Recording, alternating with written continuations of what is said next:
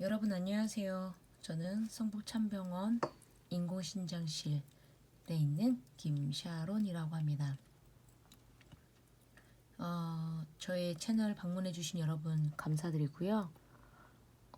부족한데 여러분께서 많이 또 관심 가져주시고 질문 올려주셔서 감사합니다. 작은 도움이 되고자 이렇게 채널 개설해서 하고 있는데 또 의외로 저에게 질문을 해주신 선생님들이 계시더라고요. 질문해 주셔서 감사하고 제가 부족하지만 여러분에게 좋은 답변 드리고자 노력하고 있습니다. 근데 저도 같이 여러분과 함께 근무를 하고 있는 형편이어서 잘 올려드리지 못해서 영상 제대로 자주 올려드리지 못해서 죄송해요. 그렇지만 또 이렇게 질문해 주시면 또 보답하고자 하고 있으니까 여러분 편하게 그냥 쉽게 들었으면 좋겠어요. 며칠 전에 저에게 그 환자분의 검사 수치와 약물 알고 싶다고 하시는 선생님 계셔서 제가 어떤 이야기를 하면 좋을까라고 생각해서 고민해 봤더니 가장 중요한 건 역시나 그 포타슘 이야기, 칼륨 이야기를 해줘야겠다라는 생각해서 오늘 칼륨 이야기를 들고 나왔습니다. 근데 여러분 사담이지만 신규 선생님들은 특별히 투석실에 입문하셨다면 그 혈액투석에 관한 책은 반드시 사서 보셔야 돼요. 그냥 유튜브 찾아서 보기엔 너무나 좀 방대하고요. 여러분이 자세히 공부하고 싶으시면 그 책을 반드시 사서 따로 공부를 하셔야 아마 많은 도움이 되실 것입니다.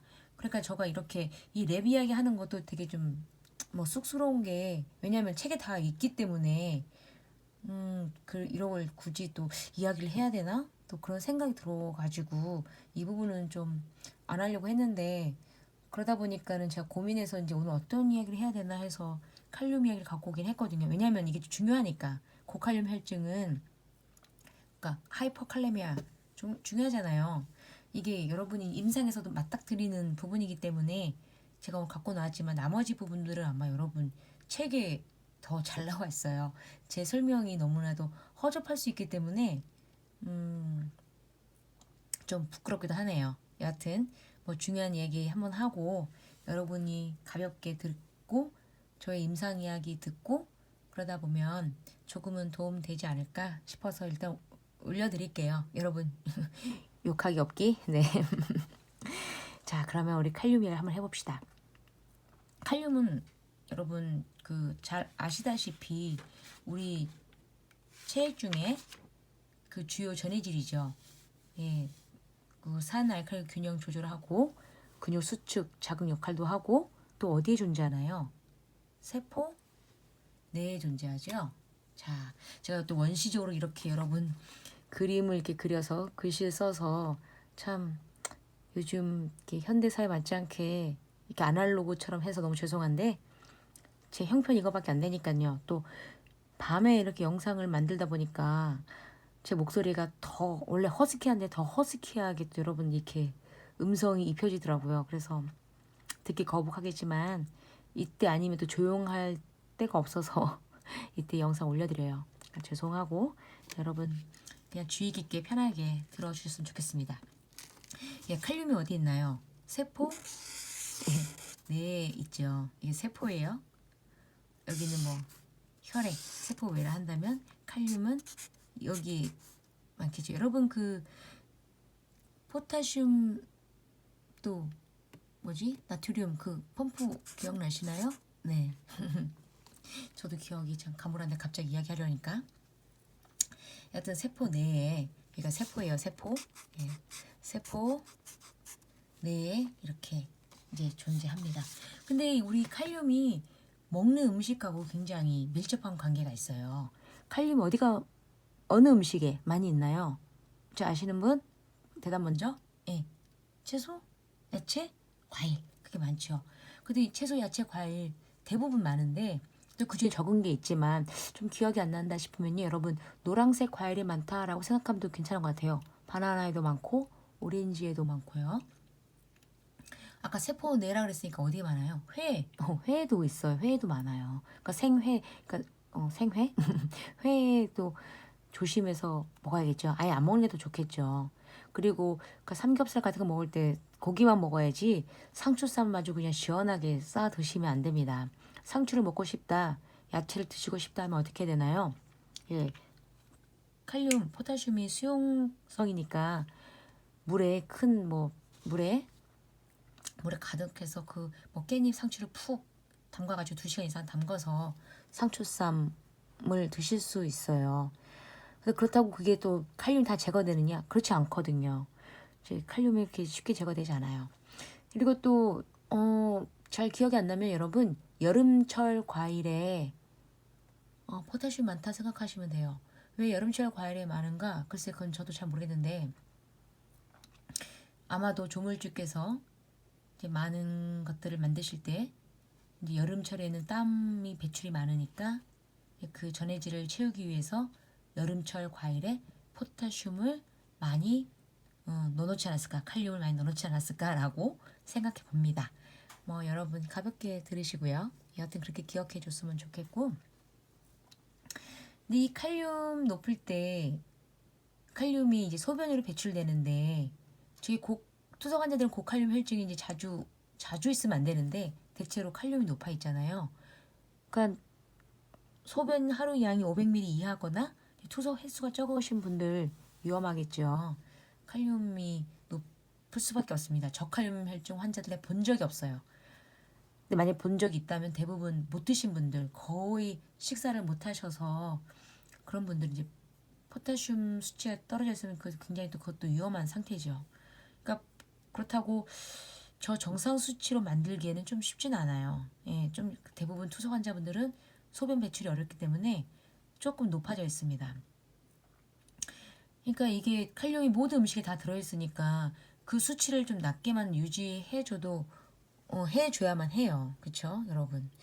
음식에 항상 먹고 있으니까 여러분과는 투석 환자분들은 항상 그 어떤 이벤트가 있으면 안 되고 그 평상시 그 원래 그 수준 그 균형을 맞춰줘야 돼요. 근데 저 포타슘 저 칼륨이 또 은근히 시즌 음식이에요. 그러니까 예를 들자면 제가 임상에 있을 때 지금도 임상에 있지만 제가 어릴 적에 그러니까 제가 이제 연차가 좀 어릴 때 일요일 날 코를 받아서 당직처럼 이렇게 나간 적이 있었어요. 코를 받아서. 근데 그 환자가 뭐였냐?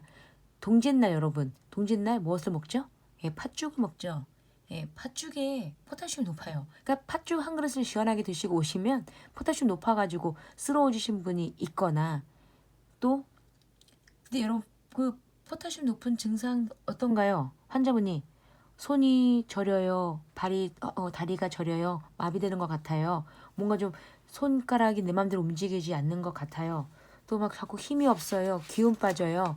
숨이 잘 안 쉬어지는 것 같아요. 그런 거 있죠. 그런 환자 본 적 있나요?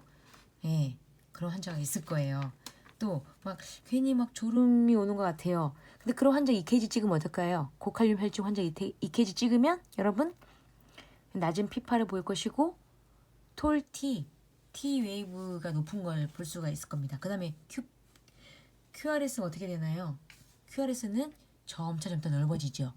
심정지까지 일어나면 정말 그건 위험한 상황입니다, 여러분. 그러니까 빨리 무엇을 해야 된다? 고참 선생님들이 이 환자 포타슘 높은 것 같아. 지금 빨리 투석해줘야 될 것 같아. 하면서 막 급하게 투석 막 돌릴 때 여러분 그때 센스 있게 무엇을 준비한다? 예, LFD 바트를 딱 준비해가지고 그때 이제 딱 투석하기 전에 피 뽑아놓고 투석 딱 돌리고 그런 또 센스 여러분 꿀팁 알고 있었으면 좋겠어요. 그래서 시즌 음식을 또 따라갈 수 있다. 또 어떤 시즌인가? 또 제가 어떤 잡았냐면 아까도 회 이야기했는데 회를 먹고 회 드시고 그냥 실컷 드시고 와서 그냥 또 일요일날 제가 콜 받아서 한번 나가서 또 그 포타슘 제거해 준 적 있었고요.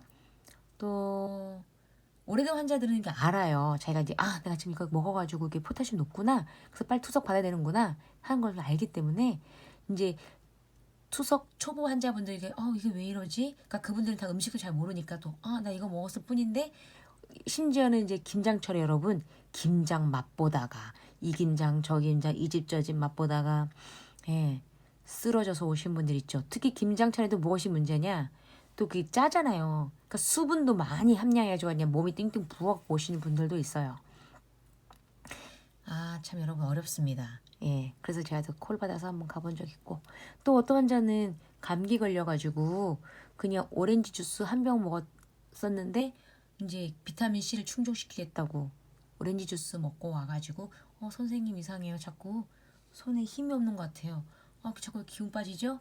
그래서 이제 그래 그 친구 어렸는데 너 뭐 먹었어? 이렇게 이제 물어보면 아니 제가 오늘 감기 걸려서 좀 비타민 C 좀 보충하려고 오렌지 주스를 먹었어요 하는 친구. 네, 어떻게 했나요? 이 혈액 검사 랩 나가봤더니 아니나 다를까 포타슘 높아 있죠. 이렇게 칼륨은 음식 먹는 음식과 그렇게 시즌 음식에 또 이렇게 영향을 많이 받습니다.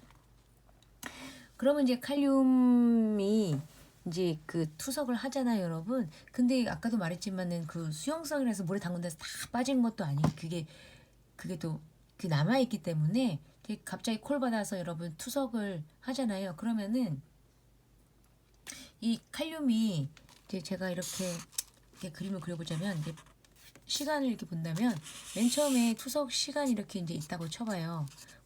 한번 3시간 한다, 4시간 한다 이렇게 하면은 맨 처음에 포타슘이 이렇게 해서 높은 데 있다가 이게 급격하게 빠지긴 하지만 이게 이렇게 돼요. 이렇게 이제 빠진 양이 이제 2시간 이상 지나면은 빠지는 양이 이제 제한적이 되죠. 더 많이 빠지지도 않아요. 근데 아까도 말했지만 여러분 이 중요한 게 있습니다. 무엇이 중요하냐면은 아까 세포 내에 있다 그랬죠. 세포 내에 있어요. 지금 우리가 근데 투석하는 거는 어떻게 하는 거예요? 혈액에다가 하는 거잖아요. 혈액 투석이잖아요. 그러니까 세포 이 포타슘이 이제 일로 이렇게 많이 있는 상태니까 투석을 하면서 얘네들 이렇게 빼주잖아요. 이제 그쵸? 얘를 이렇게 빼주는 거예요. 근데 지금 굉장히 많은 포타슘을 이렇게 높게 갖고 있으니까는 이 투석 환자분들의 이제 그래프가 보면은 포타슘 이렇게 떨어져 있다가 나중에 이제 이 많은 세포가 얘네가 이제 지금 포타슘이 적은 상태니까 이게 세포 내에서 있던 포타슘이 다시 빠진 만큼 또 들어오게 되는 거예요. 그래서 또 들어서 얘가 지금 집에 가면 이 환자분의 포타슘 상태는 다시 올라갑니다. 다시 올라가요. 이거를 뭐라 그러냐면은 세포 내에 있던 이 포타슘이 세포 외로 다시 또 나오면서 이거를 리바운드 현상이라 그래요. 리바운드. 써볼까요? 여기 안 보이네. 네. 리바운드. 네. 리바운드 된다 그래요. 그래서 투석 환자분들 이렇게 높은 혈중 고칼륨 혈증, 하이퍼칼레미 환자분들은 투석 스케줄을 오늘 했으니까 이제 이틀 후에 된다? 안 되죠. 랩 수치 보고요, 여러분. 다시 이 환자 다시 오르시겠구나 해서 그 다음날 다시 스케줄 한 번 더 잡아주셔야 돼요. 이거 기억해 줬으면 좋겠어요. 그 다음에 투석 환자분들 아까 제가 말했지만 3.5에서 5.1 이게 정상 수치긴 하지만 투석 환자분들은 이 정상 수치 안에 들어오기가 힘들어요. 왜냐하면 음식을 계속 먹고 있고 소변량을 나가지 않기 때문에 혈중 칼륨 농도가 계속 높기 때문에 그러면 우리는 선생님 투석 환자분들은 어느 정도 맞춰줘야 되나요? 라고 한다면 물론 이게 여러분의 각 병원에 있는 뭐 과장님, 원장님 스타일도 있겠지만 대체로 6.0 이하로 맞춘다라고 생각하셔야 돼요. 6.0 이하로 맞춘다. 그래야만이 이제 안전하다고 하거든요. 6.0 이하. 이제 또 뭐 더 타이트하게 관리하신 분도 계시겠지요. 근데 그게 쉽지 않은데 6.0 이하로 관리한다라고 생각하시면 좋겠어요. 그래서 6.0 이하구나 그러면은 그래 괜찮네 라고 이렇게 수용할 수 있는 랩 수치입니다. 그래서 우리 환자분들 여러분 고칼륨 혈증 되지 않게 하기 위해서 이제 뭐 약을 먹어야겠죠. 이때 이제 어떤 약이냐? 여러분 잘 아시다시피 뭐 카리메이트, 아가메이트, 뭐 카슈툰 그런 약들을 드시면 되겠어요.